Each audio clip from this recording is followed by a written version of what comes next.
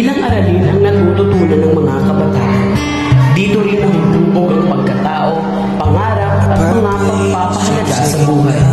Sa bawat tawanan, tukso at desisyon ng barkada, may aral na maaaring magbago ng bukas ng isang estudyante. Ito ang kwento ng isang barkada sa eskwela kung saan ang edukasyon ang magsisilbing gabay sa pagpili ng tama at mali.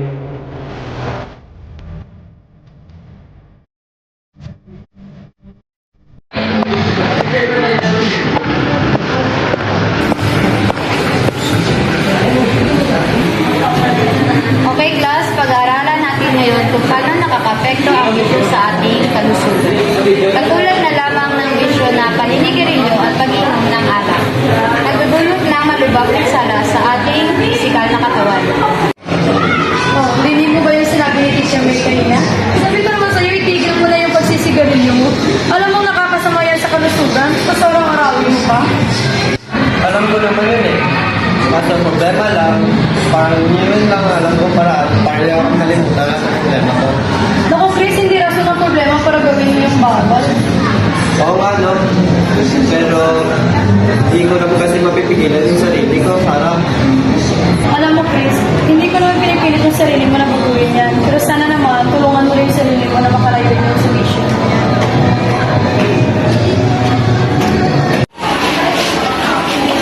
Uy, Chris, low time no sin. Ano, tara? Meron na ako na dito mag-vote yung natin kung gawin mo na ako. mga tol, pass mo na ako sa ganyan. Kailangan ko ng baguhin ang buhay ko. Basta sabihin mo magduduwag ka na. Kapag gusto mo, punta ka lang sa likod mo, mas mamaya.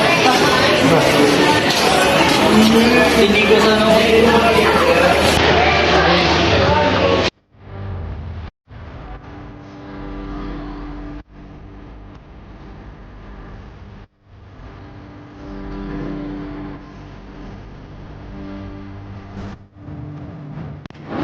Kung hindi lang sana ginawa ni Papa yun kay Mama, eh di sana buhay pa siya. Nang dahil sa bisyo niya, nagawa niya yun kay Mama. Kaya siguro mas maigi na gayahin ko lang din siya para magawa ko rin sa kanya yung ginawa niya kay Mama. Ano ba naman yan, Cyril? Talaga ba mauubusin mo yung pera natin para sa bisyo na yan? Ayan ang bagay sa'yo. Sobrang pakialamera mo. Napapahiya na ako sa mga barkada ko. Talaga bang uunahin mo pa yung mga tropa mo kasi sa makakain natin araw-araw? Wala kang pake. Ang dapat sa'yo, mamatay. Uy, sana ako. Oh, akala ko magbago buhay rin. Sabi na, hindi mo kami kaya tension. Dami na, bigyan mo ako yun. Ito, ako masyado ko. Personal yung sinabi ko. Punta, hala na. Ang importante may wasan na yung mga problema sa buhay. Ayun.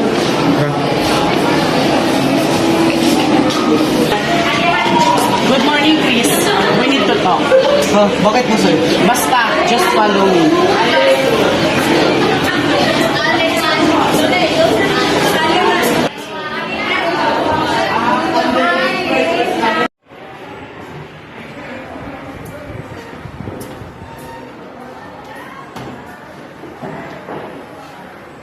Bakit po sir? Nakita mo to?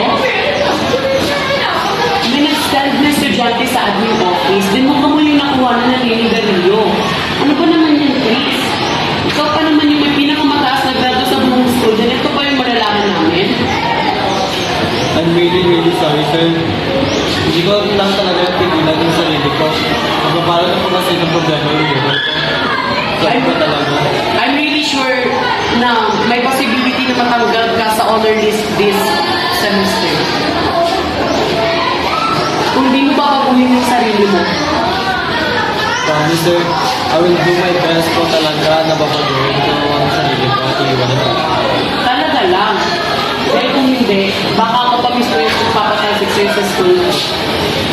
Opo sir, maraming salamat po talaga.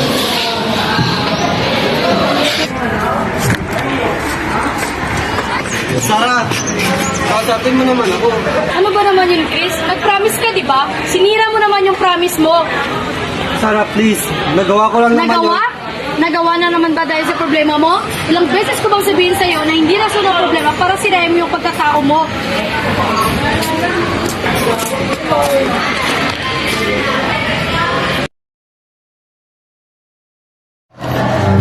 Si Chris ay mas naging aktibo gumawa ng mga assignments. Palaging nagre-recite at tumutulong sa mga guro ng paaralan. Tumigil na rin ito sa pagbibisyo sa loob o labas man ng paaralan. Naging magkaibigan muli sina Chris at Sarah dahil nga sa napatunayan ni Chris na tumigil na talaga ito sa pagbibisyo. Sa huli, napagtanto ng bawat isa na ang tunay na barkada ay hindi ang humihila pababa, kundi ang nagtutulak pataas. Ang edukasyon ay hindi lamang tungkol sa grado, kundi sa mga pagpapahalagang humubog sa ating pagkatao. Sa tamang gabay at tamang kaibigan, mas nagiging malinaw ang landas tungo sa isang mas mabuting kinabukasan. Kasama kita sa